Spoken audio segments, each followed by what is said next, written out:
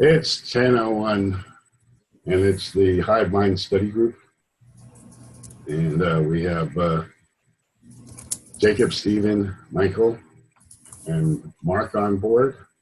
And I guess, Mark, you should really be the moderator, host, since you called this meeting. We'll start with a round of brief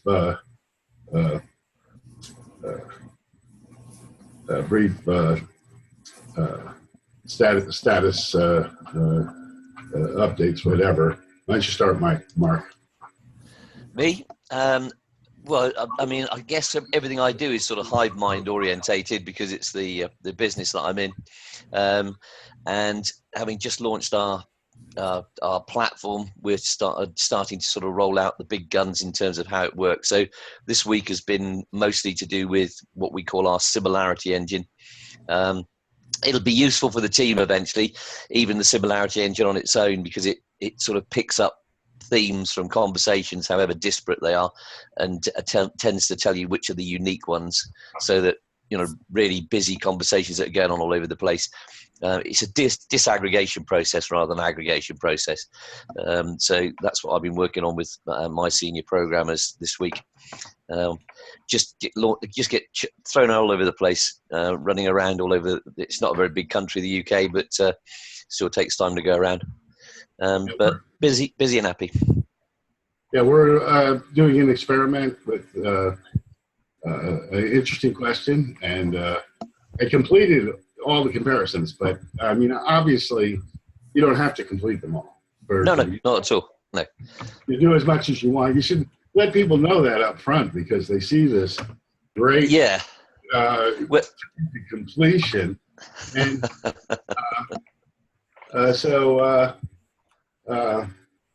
you know, it should say something like, answer as many questions as you can, as you can, or something. Yeah, and because we're rolling out in small groups at the moment, it blasts the whole lot of you. In the proper way, that you'd be in groups, so that you would only get a few of them, and so you're dead right. It overfaces you at the moment, but it should be 2 weeks. It'll start sort of being kinder and telling you more sensible. It has to be. It should be selective in, you know, what questions it asks the person next based on the information it has and the information it needs. Yeah, absolutely. Yeah. Okay, that's what I want to see. Yeah.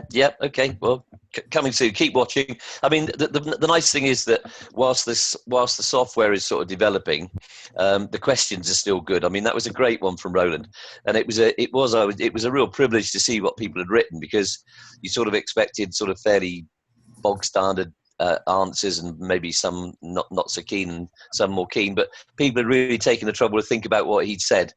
And of course, that, I don't know if you've had much experience of Roland, but you're likely to find yourself in the 2 newspapers next week that he runs. One's called T-Dig, it's the Belgian one, and the other one's called Le Echo, which is the French one. But he's in control of what goes in those papers in terms of his blogs, and he's always blogging on new technology. So if you don't want to appear, don't talk to him. He's too nice a guy. All right. Yeah. So Gary? Yes. Just check in. You know what? Okay. Well, I'm Gary. I'm a retired educator, and I'm attached to the ArtChain project, but I'm also very interested in decentralized governance and sociocratic method and those sorts of things. And Hive Mind is one of those ideas that I've toyed with for a while myself. So I thank you for letting me participate here this morning. Welcome, Stephen.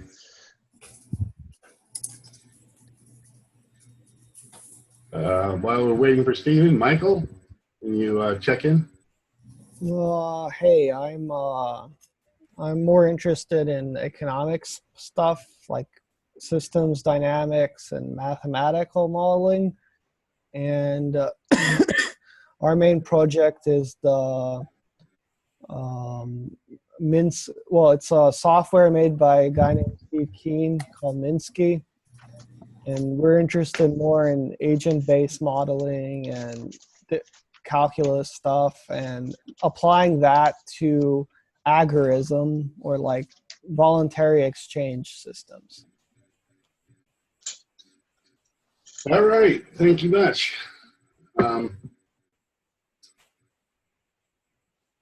Michael, how do you spell Minsky? I'd like to have a look at that. So obviously, this is our territory as well, so I'd like to have a look at what you do. Have you got a website? You can Google Steve Keen, and Minsky is Minsky. It's a software for system dynamics. Yeah. Steve Keen, is that Steve with a V, like my middle name, and then Keen, K-E-E-N? Yep. Okay, I'll have a quick look at that. I'll probably pester you sometime or other. You can always ignore me. Sure, you want my email? I can. Yeah, that'd be great. Yeah, please. You can put it in the chat.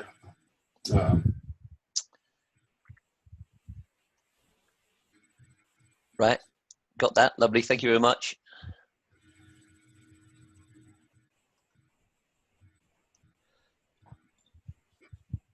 So the thing that excites me about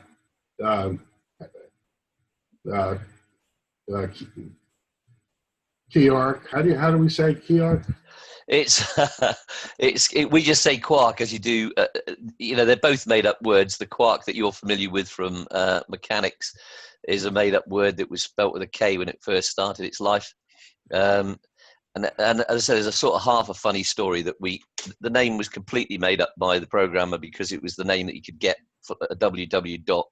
But since then, we've sort of pretended that we've invented the word because it was the materialization in the same way as bullshit. So if you ever hear me saying that, if I ever get famous and you hear me saying that in a magazine, you can say he's lying. Because but as you say, quark, yeah. Yeah, well, I don't believe in quarks anyway. Well, No. I do. Of course I do. But in my formulation of information physics, the primitive element is, I call it quark. Yeah. It's a disturbance in nothingness that's two-dimensional. Yeah, good. I like it.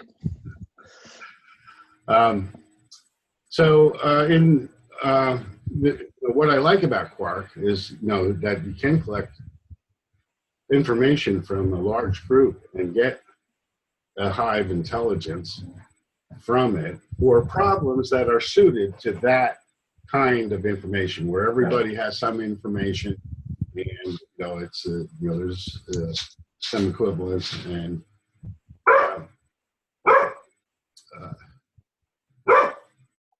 I mean, that was the whole reason it was developed is because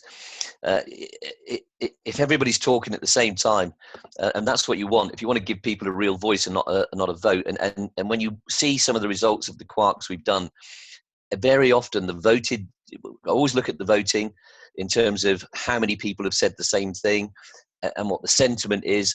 And very often, once you get to the situation where they start doing the distributed intelligence, the adjudication phase, the result gets completely turned over because people start listening to other people properly.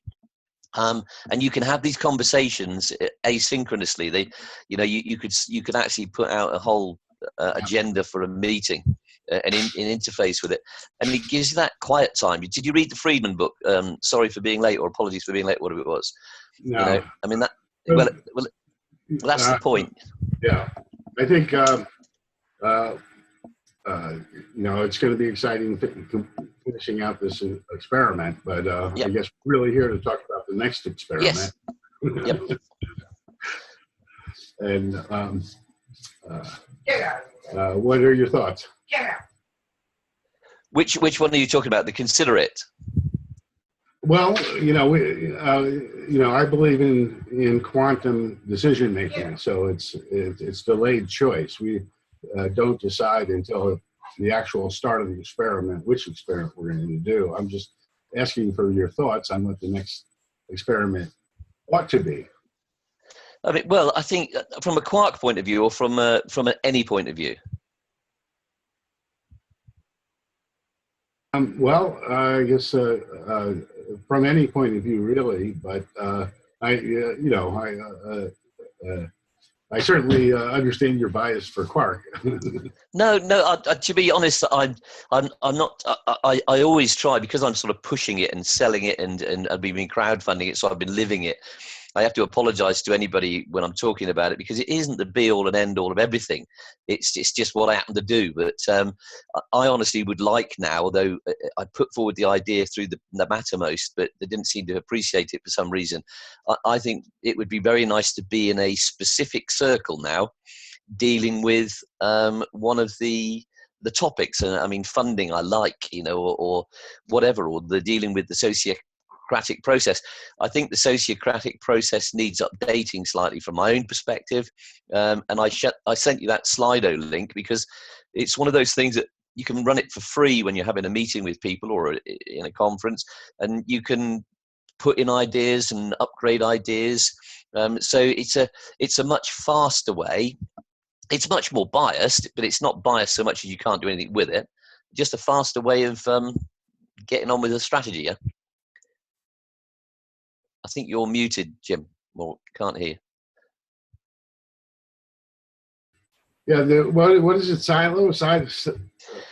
I call it Slido because I think, but I used it in a big conference in the Guildhall in London with the co-op, and it was really lovely because it meant the audience could shut up and listen, but also talk to each other at the same time. So it's quite good fun. It's very quick. No identity exchanged. And it carries on for days. You can keep quarking through it after the meeting's finished. You don't have to end. So when you walk away from the meeting, it means the conversation can carry on, and it's something we ought to play with this week because I think everybody would enjoy it. It's free and easy to set up. Yeah, I was just looking at that. If you want to be able to use the data, it's cost $99 an event or something, which is unfortunate. Yeah, but for a meeting, Jim, for testing it, testing the process, it's fine. Yeah, we need the data. I think you can get. Well, you mean because it costs you money to get the data? Right. Yeah. Well, what's the data though? The output.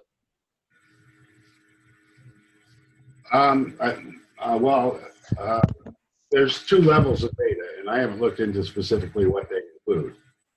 I assume the more expensive one is comprehensive, and I don't know if the cheap one is sufficient. But we want all of the every step in the decision process. We want data. Okay. In order to evaluate it, and integrated. It has to be integrated into our other systems and tools. Yeah. Be an island. In what we're trying to do. Let me just put the URL in the chat here. I'm all in favor of doing a silo use case. Yeah. Question is, who's going to be the guinea pigs? Okay, and I'm thinking that we should make the tech team. Fine. I don't know who else would be willing. I think, we should probably at the meeting today say that we want to do this and ask for ideas on which circle should test it. We'll test it. Yeah, pick one of the goals and brainstorm it. But you're not using it to ask questions. You're using it to make suggestions, and everybody, spend a few days just upvoting the things you think are at the top of the list. I just think, and I know Roland and I played with it once. It's a very fast way And in a meeting, if we're going to talk about circles where we're actually face to face and we're confronted by all the bias associated with those sort of meetings, it's very nice to be able to sit there with your phone and add questions and upvote things while other people are speaking. You know, everybody gets a voice. And one of the things that worries me about the sort of arcane version of the sociocracy, which we seem to want and need to follow through with, is that we're going to miss voices and lose people. Yeah, there's there's a lot to that. I mean, people have to feel like they're effective. Kim, question for a moment.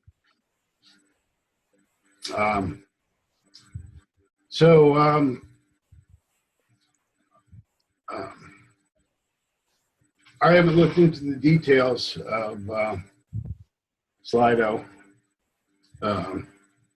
but we can make polls and we can do all kinds of things with it. I suppose we should present it at the meeting today. I have to look at the features or something. Maybe we should. Can we set up a test question? Yeah, absolutely. Like, I mean, like where, how about where we're going to have our annual reunion, face-to-face reunion? Yeah. I think can you set that up for the meeting today? if you want, I'll set it up for you, and I'll just send you the link like I did you. And then if you can then just send it to anybody else you want. So I'll set you up a Slido for tonight then. Okay. It takes about 2 seconds to do. Okay, we'll do. So is that your company, Slido? No, nothing. I was at this because I'm working with the co-op and the cooperative movement, trying to increase governance participation levels. I got invited to the Guildhall, which is one of the famous universities in the middle of London. And as soon as you got there, they had a few things that they seemed to be doing really well. And it said, make sure you log on to Slido. So I thought, well, I wonder what that is. And if you have a quick look at it, Michael, it's a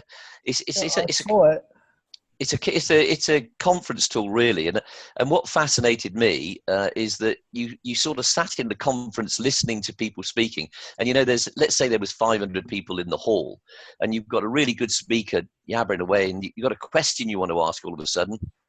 And so instead of having to put your hand up or do anything, you can just write your question in. Other people can instantly see the question on their phones, and they can say, that's a good question, and upvote it. And so at the end of the meeting, I suppose in a practical sense, it means that the speaker can address the most urgent, or what seemed to be the most urgent question. But what's also nice is that the speaker can also go away, and when he sat on the train at night, he can continue to answer questions which people didn't get a chance to address in the live form.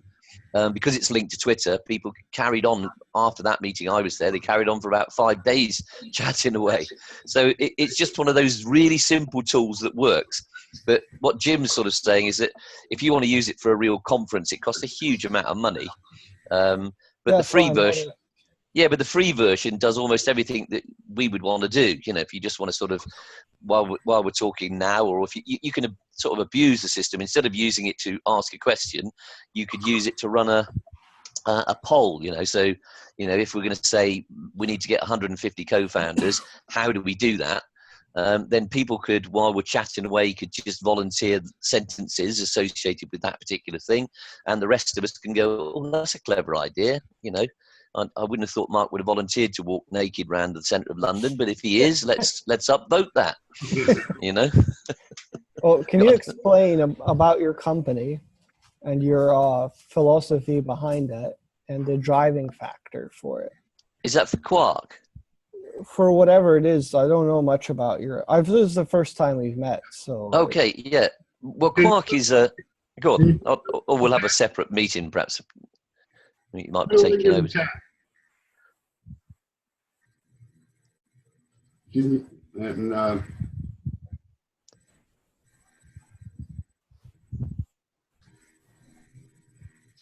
But Quark sort of does a brainstorming of ideas on a question, uh, uh, and then samples preferences of pairs of the items. And this is a very valuable process, very cool, and it's all a matter of how you select which questions to ask, and that can really enhance the collective intelligence. In other words, get the intelligence of the crowd by understanding the echo chamber effect and other things that go on. The similarity engine, sort of figures out which ideas are likely to be similar.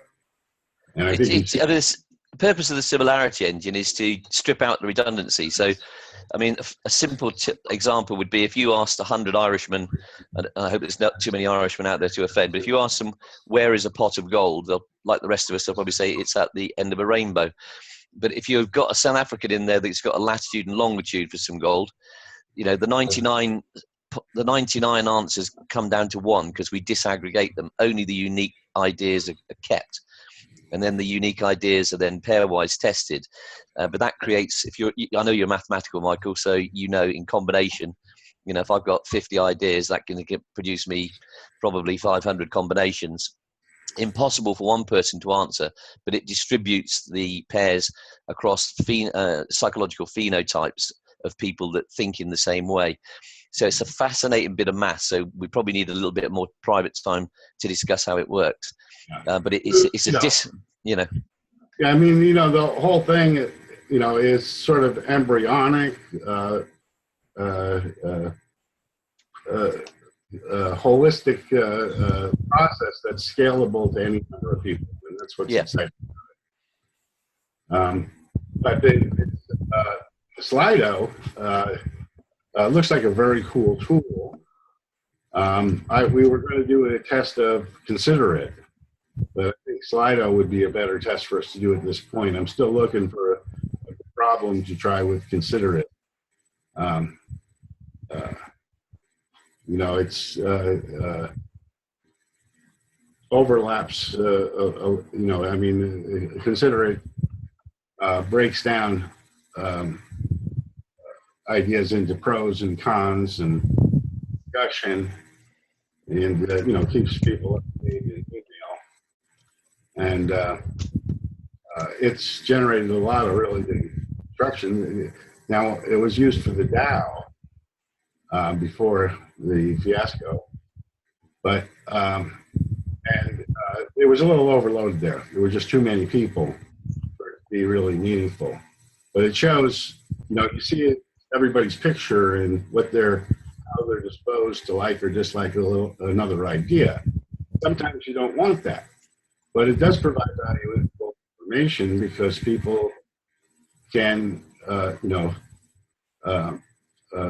people that are not stupid are not going to follow blindly the people they respect, but they're going to question them and challenge them. And you get the whole structure of arguments, and you can simply take an argument and slide it in as being your opinion. So after the first few people make an argument, you're just using arguments that are already available on the sidebar to say what your position is. And then the positions get ranked by how many people hold that position. And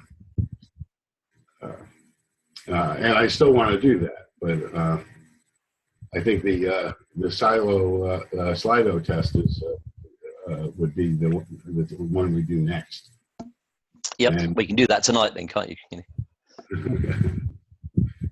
Yeah.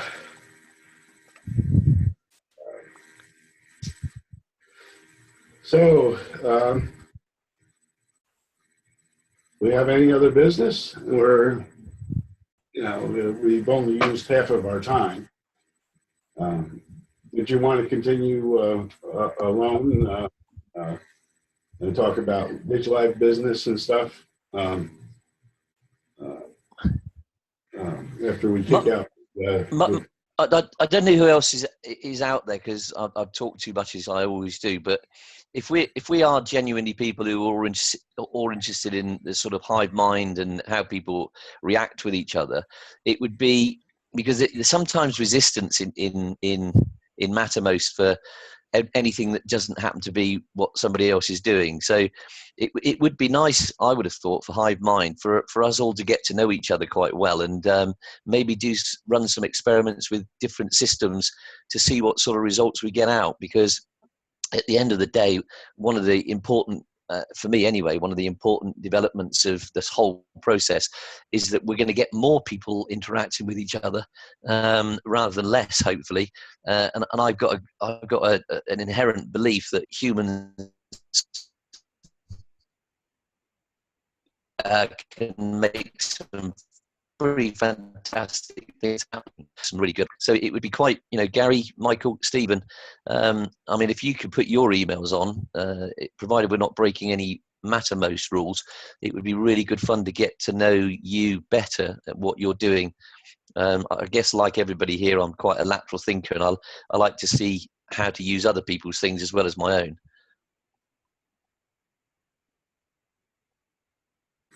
I would say that what we need to find are people willing to be recorded while they use the tool.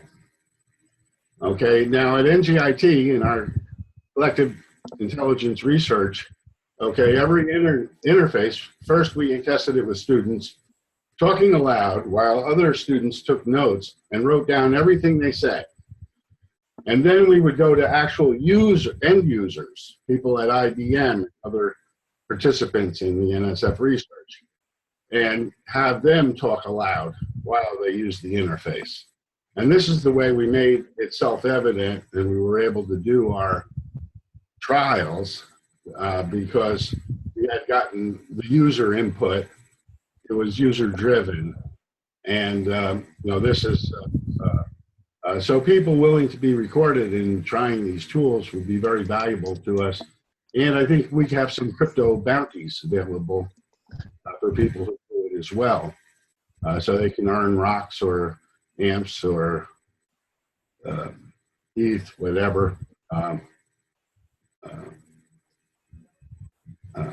by helping with our research.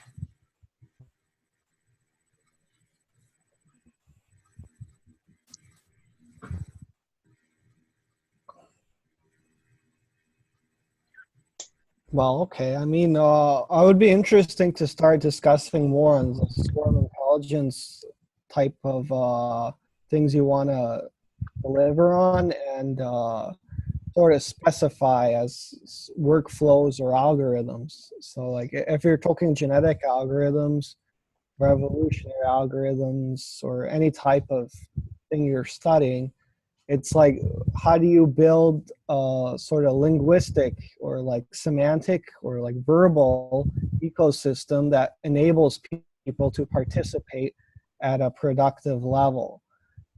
I was wondering what your thoughts are on that. Who you asking, Michael? Well, you're the only one that I can see. You don't need to give me too much opportunity to talk. But I mean, from our perspective, I mean, IBM, when they first looked at the system, they were fascinated by the concept of us being completely data agnostic, i.e. we just allowed free text, and you can it's a totally simple system to use. You just write your free text into a particular question or a request for innovation. Obviously, there's some issues with framing of questions, which Jim alluded to, and we're just working on some framing of answers. But generally, just bung your idea at it, because we wanted a system that was that easy to use, so that people didn't have to do clever things.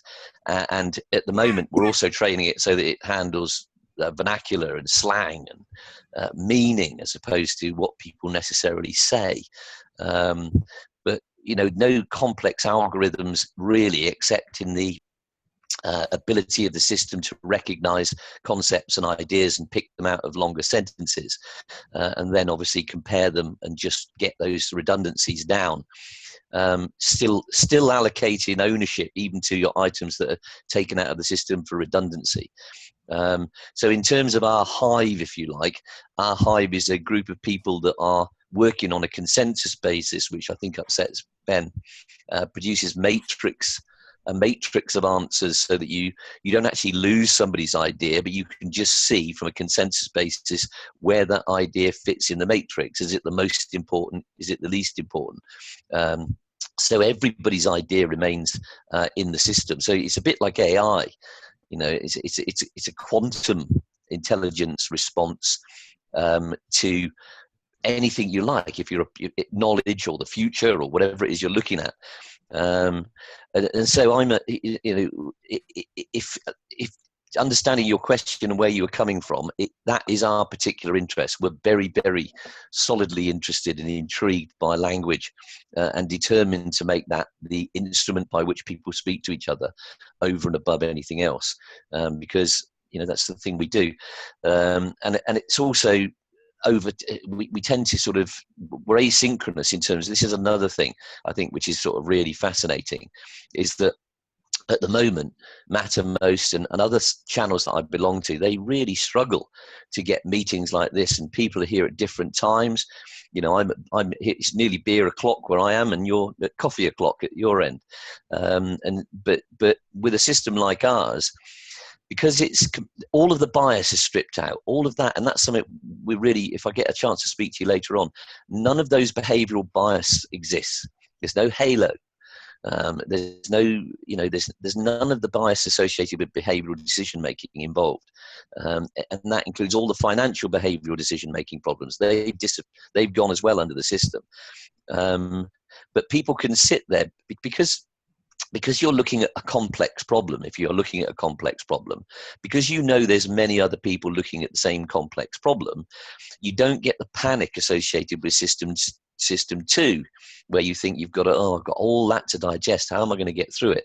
In a Feynman sort of way, that everybody is looking at the same problem, and you're likely to pool eventually all of the ideas related to that complex problem. So once again, you've got a Hive response to a problem where everybody, phenotypically, if you like, is approaching a particular problem. So it's dissipated amongst the group. And then when it comes to looking at the ideas that have been generated, because you've got phenotypes in there, and that's not controversial for larger groups, and you can test for the similarity using non-parametric tests as to whether people are thinking in the same way, you can distribute literally thousands of pairs amongst a group of people and solve them within seconds. So you've got a genuine distributed intelligence, the like of which I don't believe is available anywhere else. It's pretty clever stuff, and backed up by IBM as being pretty clever, and a few other people. But you sort of need to have a little look more and try and avoid me if you can, because I'll talk about nothing else if you give me the chance. Yeah. Well, I'll tell you where I want. I'll tell you where I want to go with Spark, and it has to do with the user interface. I don't know if you're familiar with Dan Jeffries and the Human Interface Project, Hive Project, but all right, yeah. Okay, it comes down to a program as data model, where your programs and your data are in the same place, so to speak. Okay, and this is what we have in Mattermost with respect to the integrations we have with /DigLife. Here's all the links we need to participate in the community, okay. As you can see here, I've got a bunch of different communities. At the top, the platform investments, Cloudtron, DeckStack, which is Jeffries, Our Chain Co-op, And these are all on separate servers, self-hosted Mattermost instances. And each instance has all these teams, and these teams are our circles. They're our primary circles, and they can have subcircles. And the subcircles are the channels within within that team. Every team has its own channels. I can see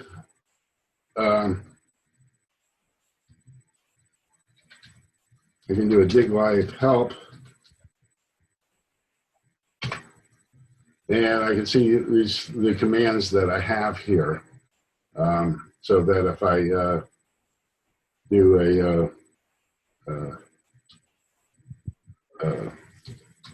a dig live actions,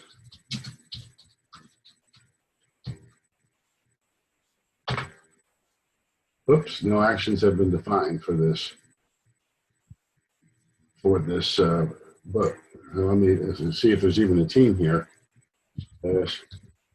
Dig life team. No teams have been defined for the circle. Just for the heck of it, let me try the old list command.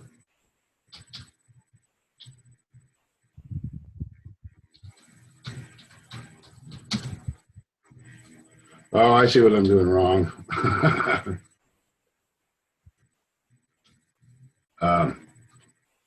I should go to the social ledger lab or some Hive mind lab. Nobody's defined. Okay. So this, I get the circle status here and get the key links. Flash dig life actions. That's odd.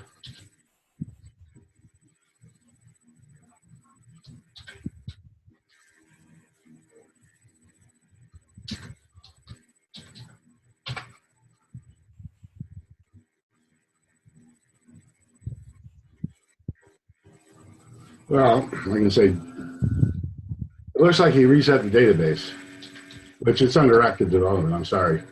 I didn't mean to take this long. So I'm just setting a context for what I'm going to present. And I just wanted to show you the context first.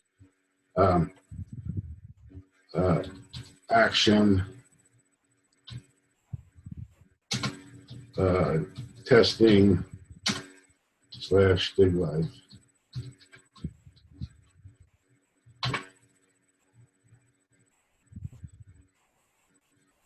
Only alphanumeric. Jeez. Dig live. Action. Testing. Okay, now I have an action testing here. And I can say that this was a sleeping task, or this is one that I sweated on, or nobody else in the world could have done this at the highest rating.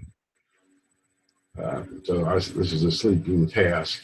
And this brings me to the structure of the whole digital life organization and zooms in to the practices circle testing team. Okay, now apparently that's the only team that has a thing here, and it awarded me 20 tokens for my effort in testing. Looks like we're missing a level here. It must be debugged.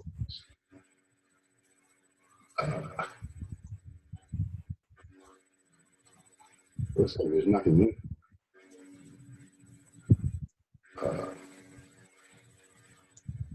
But you'll see the team of people who have contributed to an effort of an activity in a circle, making this whole thing visible. And if I do slash team.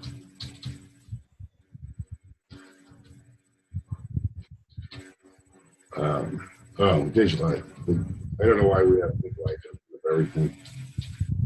I think we're going to have separate commands.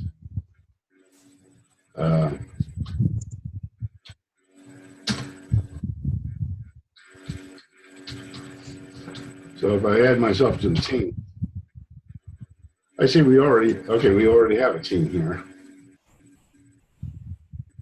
I thought he wiped them out. And we can, right now, we can assign roles and we can click level of involvement, whatever. I'm going to make myself an elder. And this is only showing one team. This would show all the teams and all the interconnections between the teams. Stretch it around and look at the structure of the organization and see what things are well connected and not well connected in the organization. And if I hover over here, you see Laura. That's yep. Sheldrick.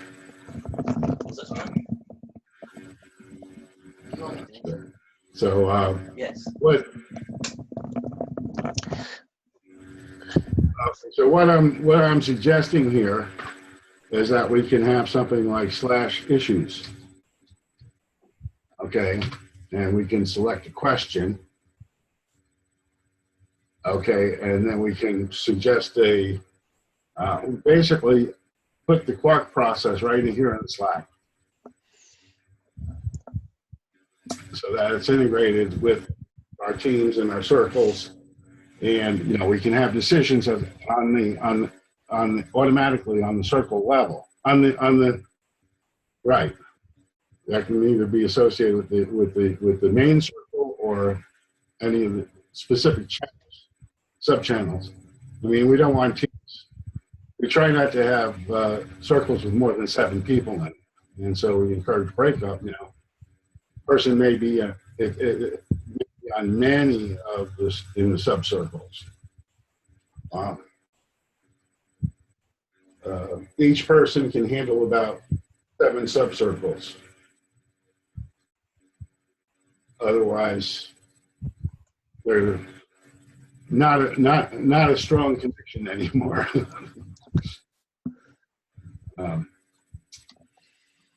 So that's where I want to go, Mark. So the issue is, can we, I mean, that's something that it sounds like, we could collaborate on with Quark, and bring in a brain trust of people that can, help develop this collective intelligence we're working on. Yeah, I love that social ledger. I've just sent you the link to the Slido and your reunion question. So anybody else that's listening, if you just log on to Slido, you don't have to log in or do anything. Just put hashtag #re-union, and you'll be able to add your details to that later on. It's on, I think it's on for 4 or 5 days. Did I? And I am changing the subject here, but one of the tabs you had there, Jim, was Platform Co-op Investment Club. Now, is that a club you belong to? Can't hear you. I don't know if you're muted. Yeah, I'm muted. Sorry. Yeah, that's forming a group out of the Internet of Ownership, IOO.com. John Garrett, let me, I forget when our meeting is. I think it's coming up like the 20th, but we're just moving to Mattermost. And John Guerin, you know him? No, I don't know any of the people. What sort of investment are you? There is a purpose to the question. What sort of investment are you talking about? I think this is was $10 a month. Oh, is it stocks and shares though? What? Is it stocks and shares?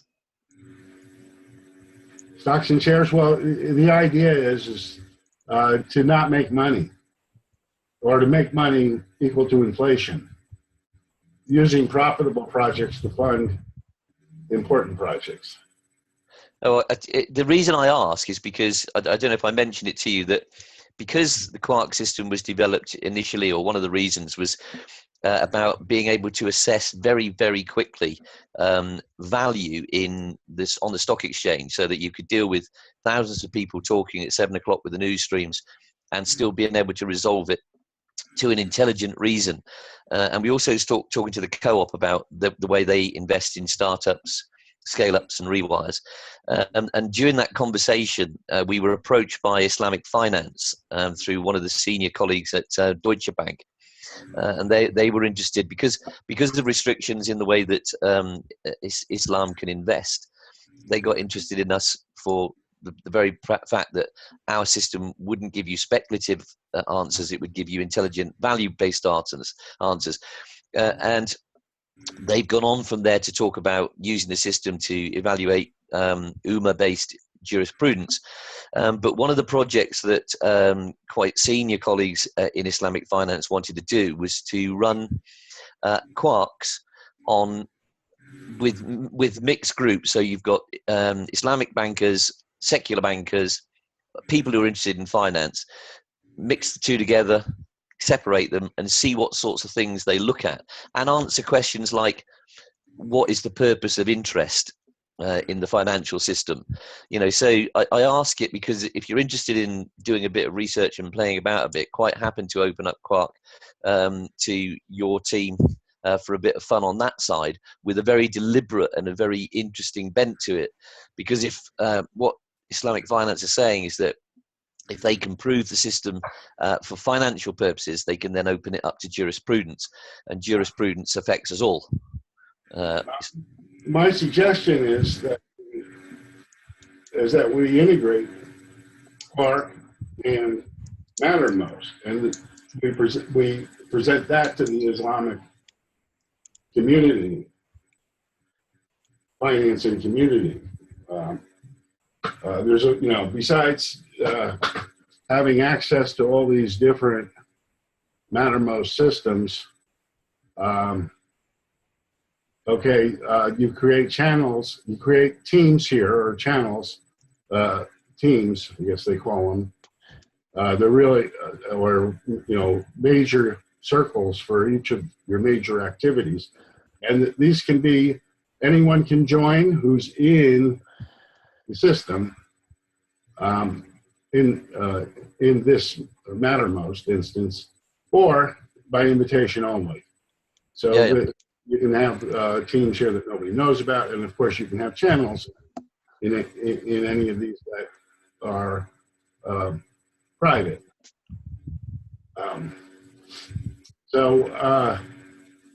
By incorporating the Quark process into the Mattermost interface, we're adding a lot of what the Slido provides in terms of a asynchronous environment where things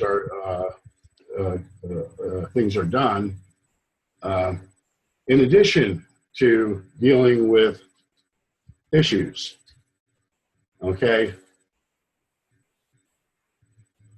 We would have issues as the issues command as your interface. So issues might give you a list of issues. You click on the issue. You give your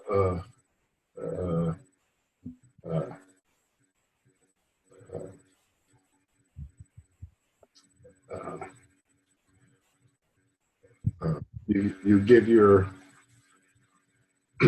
maybe issues, and then a command to that add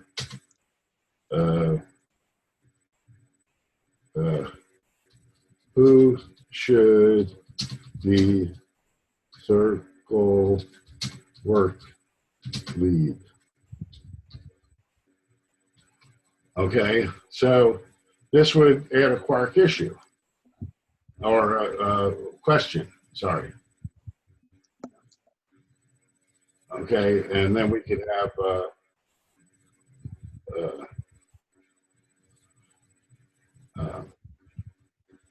and then with the issues command, you would give uh, uh, uh,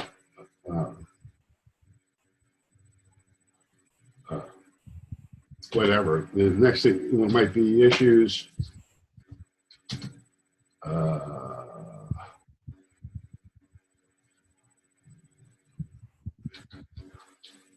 Compare or something like that. Issues compare would give you would have you select between two alternatives, which you prefer, or both, or neither.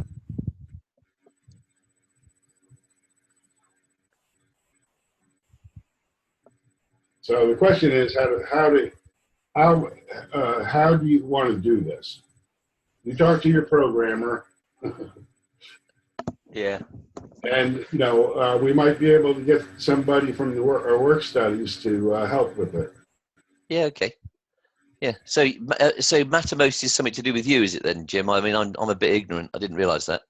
No, it doesn't have to do with me. It's just the best Slack alternative, apparently. Yeah. Seems Yeah. consensus on it. I'll chat so that we don't bore everybody else to death even more than I normally do. We'll talk, over the week on the channel. I'll just keep writing to you, and I'd like to speak to Michael as well and find out more about what he's doing. He's sit there listening to me. So I want, the thing I want to do here is put this right in the communication channel. Yeah. Okay. And link it to our sociocratic structure. Okay. Yeah. Where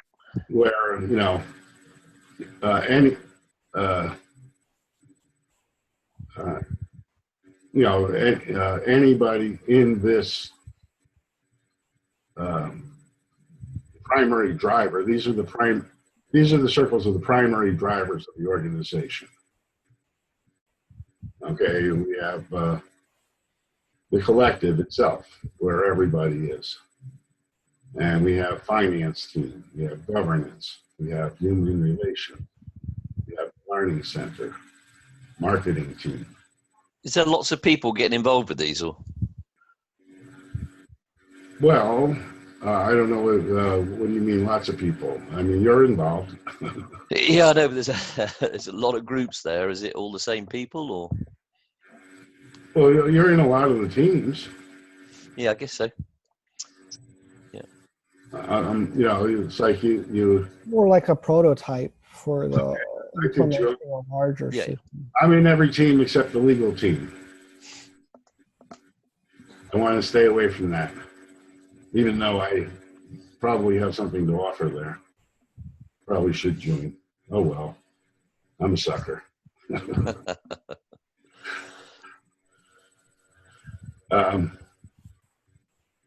Okay, the legal team has UK contracting, UK cooperative, and US cooperative. I guess I should join that channel. Well, my view on Jim's point is like a lot of these types of projects and communities have their own sort of like attraction points on what they feel they should do. And it's like, how do you make them all work together to build like a more comprehensive cluster where you can get more comprehensive capacity than just like a bunch of random groups pushing their one size fits all pants, So it's like, I think that's like Jim's big push is like, how do you get these different groups to interact in a way where they're starting to work together? Yeah, well, it's sort of like you have to go to where they are. And I'm not saying Mattermost would be the only integration that we do. We'd also do a Slack integration because that's where we have the largest communities. Just set up an IRC channel. It's simple. Yeah, I mean, it could be done in IRC easily.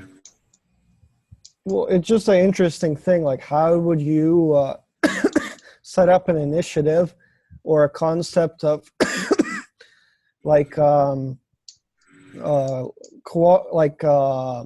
cooperative clusters that are not based on some sort of ideological driving factor, but just a concept that over time it'll evolve into a more complex system that will be much stronger or in capacity than it was before. So there's a thing called artificial society. I don't know if you heard that term. Anybody? Nope. So rather simply, like, you can simulate different sort of like it's a you can use a genetic analogy or whatever analogy you want. But then you can see like the development of complex systems is really essential to anything of collective intelligence happening. You know what I mean? If people are only interacting on a primitive level, it's not going to go anywhere.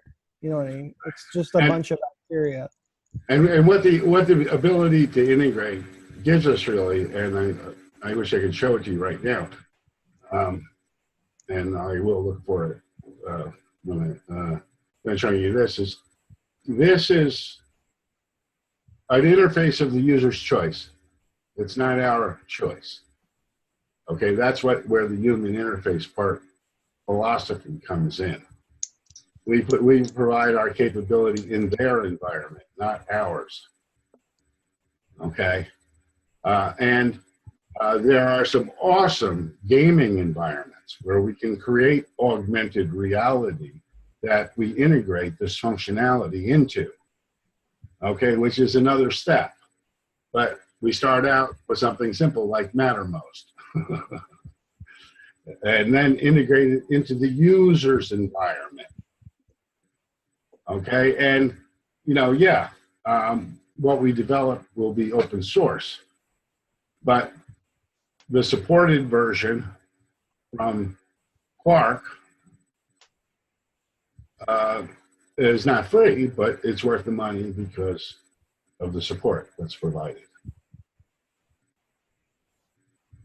Yeah, one thing that's quite interesting from our perspective, Michael, is that we tend to be outwardly focused to the real world as well. So, we're talking to people that are on Mattermost that are here in the UK, in the cooperative organisations here, because we will start off. I mean, we've got some really fantastic groups, but let's just take the private investor group. And we also deal with 2 newspapers in the north of Europe that provide people for that particular experiment. Well, that experiment is also associated with social issues, so that the users there are using it for free. Private investors pay license. This is only just starting now, but the objective is to get them to function around something that they really do, something that is a practice of their very daily life, so that the collaboration actually joins in with our interface is their real life, and because they're actually interfacing for value, they're connected very strongly to it. And then once they've got the understanding of their own collaboration and group, then the intention is after a few months or maybe a year to hand over the whole group ownership to the group as a cooperative. So you've got a think cooperative that might well be in its daily life working private investment issues on a daily basis or whatever. That may be what it does for work, but it's also a collective of people that can retail their intelligence or use their intelligence socially together because they're used to doing it. They're used to understanding that there is a collective intelligence which is far greater than the sum of the parts, and it can be applied, if asked, from on a retail basis to other people, but can also be based in running the communities in which they live. So we have a slightly different bent than some of the systems that we're looking at here, and very much focused on the outward creation of wealth and well-being in the real world, so that spreads and we can absorb more need, because at the moment we're in a world where there's a huge amount of need. Here in the UK, we have a huge amount of need of people coming that are in bad places in the world. And what we hope to do is create a situation where we absorb those willingly, rather than the situation where we tend to have at the moment, where we put up with each other, which is not the world that we hope to live in. Well, this is why This this is why we want to put it in the user's environment. Okay? Yeah. If they use Mattermost, it goes here. If they use IRC, it goes there. Whatever they use for communication. If they use email, and that's all they use, we want to integrate it with email. We want a mailbot to handle it. Okay, the point is, that I'm making is that everybody should be able to use their own interface. They shouldn't be stuck with one interface. Yeah. And, I'm saying that's the only way we're going to get the collective intelligence. And so what's your take on the whole systems architecture part of setting up something like that? Like, do you get people to tutorialize it, or do you build an installer, or what? Yeah, I mean, we have to do all that too. I mean, essentially, what we do is, we let anybody, and I'm not allowed to add an integration in the Digital Life Collective. I've asked for permission. But we allow anybody to set up an integration.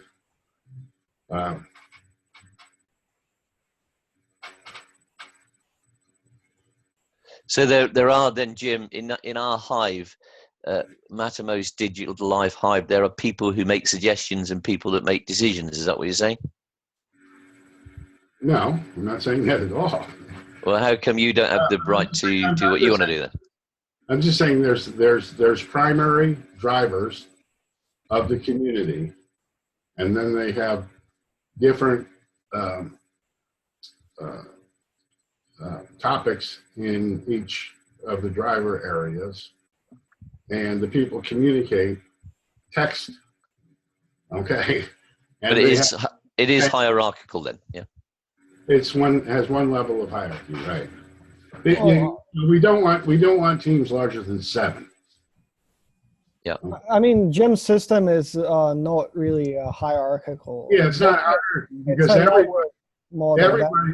everybody belongs to the to this Gibby Dowser. Everybody in every one of the teams. Well, Jim in our community is like all ultra libertarian groups. Like, they're really hardcore libertarians. There's no hierarchical aspect in any of that stuff that we're doing. Like, there's no like tree of power at all. Like, it doesn't exist. And the question I asked, but I didn't get any answer for it. What's the best version of this on the planet that's really working fantastic that we should all aspire to? Well, that's totally subjective. Okay, and that's why we have to support the environment the user is in. Give me your subjective answer then, Jim. What's your? I'm saying we need something that has a lot of different spaces of large group cooperation, and then within those, it has to have many. It has to have many. Oops. Oh, no. So yeah, but you're not. I don't know if you. It has to have many channels within that. Jim, it's been going for 200 years. Where's it really made a big impact? Where's it all going on in this association? Well, I think it's all going on in digital life right now with the integrations we're doing, and then anywhere else? Each subcircle. Well, there's a lot of sociocratic organizations out there. Are there? Yeah. But I think we're we're not exactly sociocratic. We do have a democratic underpinning, which is not part of sociocracy. We're asynchronous to a large extent, whereas sociocracy is synchronous. So we have a lot of challenges, and it's really a new frontier. Don't you ever worry that the challenges associated with, because I mean the other week, within 45 minutes we converted 22 goals for September using a system, Right. and we've spent a long time talking about this governance point of view, very long time, and yet it's not the purpose of DigiLife to work out a governance system for its own internal use, and you just wonder whether you might spend so long doing this that you're never going to get around to doing what Digital Life is supposed to be doing. This is it where too the work slow? is done. This is where it's working today. Okay, this is where the work is being done. Okay, and if we do a Dig Life, I wouldn't put it so much as a political thing as much as a corporate organization model of like small groups under 7 coordinated by a networked hyperledger, but like a blockchain system. It's not like a political thing. The sociocratic stuff is not really a sociocracy. It's more like a corporate model. You know what I mean? Like a usual corporate model is just a tree of power, but this one is much more network based. So you're having different agent interactions, not just a guy on the top approving everything, and in that sense, I think that's what it is. I don't think he means like he's trying to make a new political, I don't think you have that level of adoption to do that. I guess it's a question of watching and waiting to see what happens then, I guess. The problem with our groups is mostly the libertarian aspect. It's like herding cats. Like you'll never get anyone to do anything together because it's not. See, the corporate model you're in is much stronger because the financial driver, the capital driver, drives the whole genetic algorithm to it, right? Drives the whole creation of life there. Yeah. Enterprise machine, right? But Yeah. libertarians, I think, have the more issue. They're much more like have a herded cat mentality. Okay. Nice one. So I just type Dig Life add get 150 members. Okay, so as soon as it comes up in the conversation or I think of it, I can add a goal of get 150 members in here. Okay, and there's the way I see integrating the functionality of Quiark right now is, we could do a Dig Life, and we don't need the word Dig Life. We could just make up separate commands. But Dig Life rate. Okay, in which case it would start giving me pairs to compare. Okay, and it's in the user's environment. So we get the same interface that we get. I mean, with basically the same interface we get with Quark, but we don't have to leave our communication environment. We don't have to use somebody else's interface. It'll work in Mattermost. It'll work in Slack. It'll work in our virtual reality system. You get that? I guess so. I don't know why I'd want to You understand what Dig Life rate would do? It would give me the Quark screen that could to choose between 2 alternatives. Yeah, I mean, Quark is going to be an open source system in a year. That's the whole principle of the idea, is to become open source. I don't really understand. You'd have to write, in order to do what we do, you have to write the same program, wouldn't you, to do what we do? No. I don't know. You have to talk to your programmer. You're in charge. No. He means integration, just integrating all the applications. Integration is fairly simple. It's creating a webhook. Yeah. Okay. It's not providing a webhook to the existing Quark system is what would be the simplest way to do it. We wouldn't want to read it. It's like creating a space where you can put all these projects in one place where people can go in and have a hub, like a hub for all these projects, basically. Yeah. I guess. Yeah. So we have incoming webhooks. When Quark webhooks, is that what they're called? Webhooks, yeah. Okay, we create an incoming webhook, and we add an incoming webhook, and we give it a name, and I guess we have to select a channel here within the team, and then we hit save.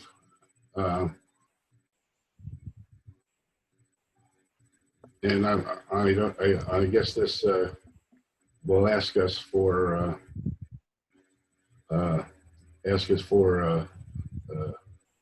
oops, what did I hit?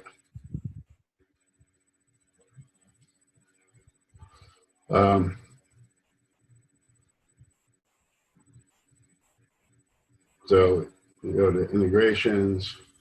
Okay, and what the incoming webhook is used for is when Quark has a result to post. It wants to post something to a Mattermost channel. Okay, then we have the outgoing webhook, which is when somebody adds a question or a suggestion, whatever, we add an outgoing webhook. Okay, and then we either have it come back as you are form encoded, as if from somebody submitting a form on the web, or in JSON format. And then Jim, I go head out. See you, Mark. Stayed a bit long. See you guys later. Yep. And then we say when we want to trigger something to happen in Quark. And well, we actually want to do it in the slash command, but we could have it triggered by a word. And then we have callback URLs, which is where we want the answer to go. But that's the way everything's going today, is that we have everything's done with webhooks and what they call chat ops, which is the way we will manage our systems in the future.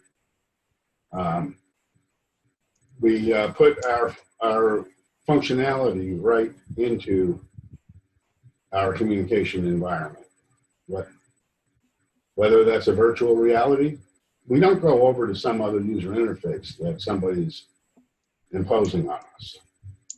Okay, we use our own integration to the API that does the functionality.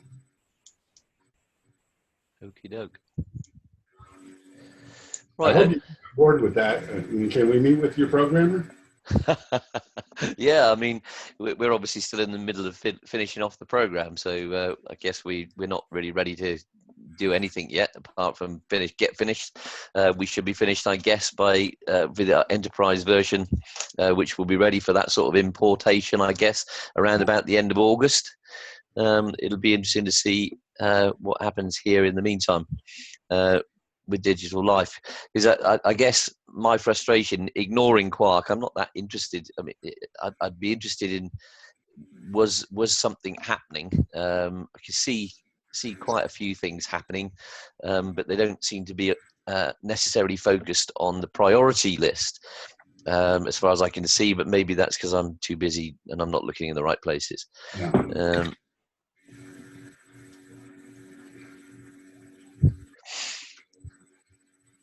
I mean, ignoring Quark for a second, I just wonder, and I've always worried and wondered, what is the intended governance model here that is going to operate?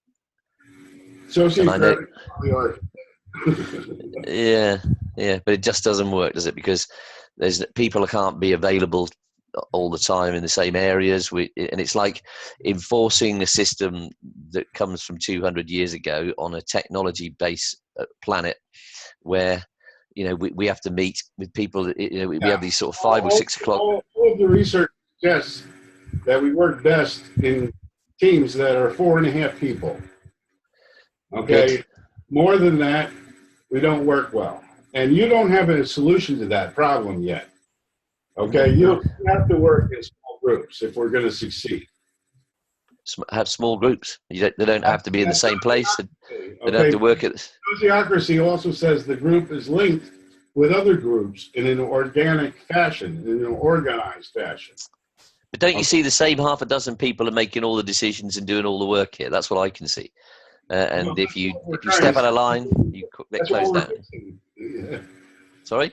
That's what we're fixing. Okay, the thing is we have to have norms as a group. Okay, but in our circles, we have our own rules. Okay? Do we though? You know, in other words, the message is controlled by the cooperative, not by individuals saying whatever they want to say.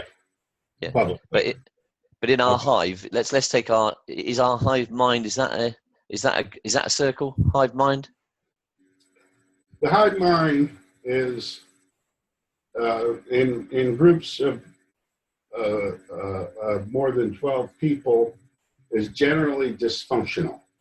Yeah, but are we a circle? Hive mind. It's been shown to be dysfunctional in terms of acting as a unified whole. Okay, it doesn't.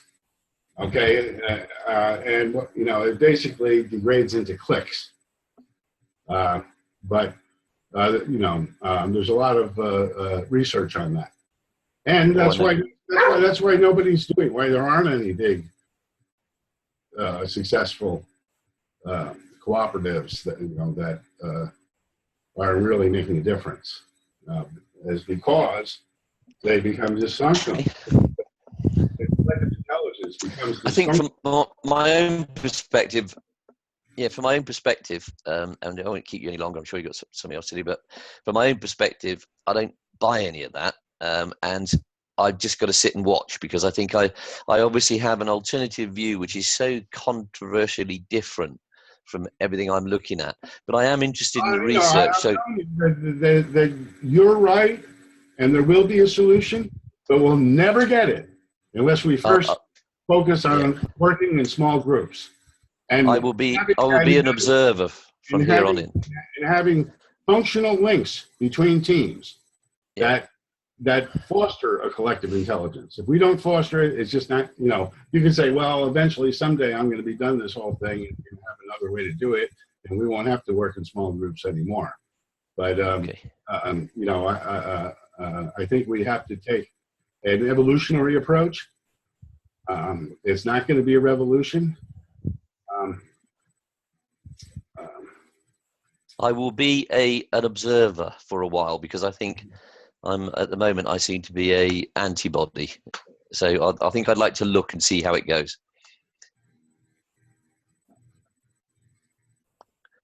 Okay, so you're saying essentially that we don't need this. We don't need to have the circles and the connections between the circles.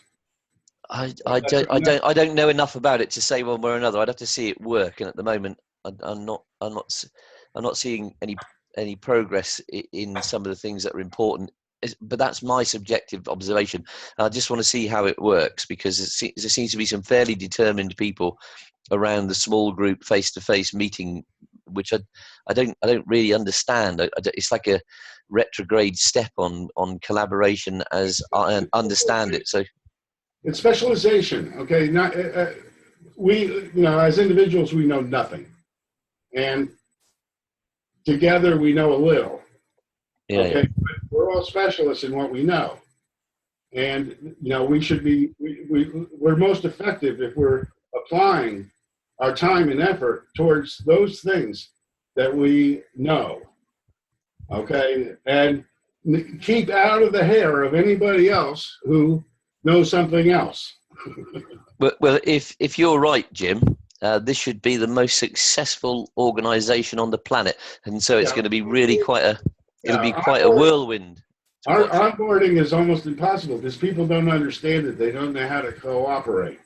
They're used to, the hierarchical structures of the past, and the whole idea of working together is sort of the antithesis of an individual excelling in what they're doing alone.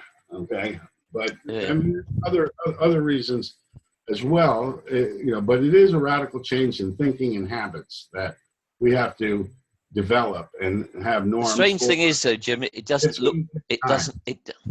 look radical. What it looks like is the same old, and the same old people making all the same decisions, and the same old people leave. That's what it looks like. And so, as long as you're in a particular clique and doing a particular thing, you get on really well. But if you're doing something slightly different, then you don't get. So it looks like the same.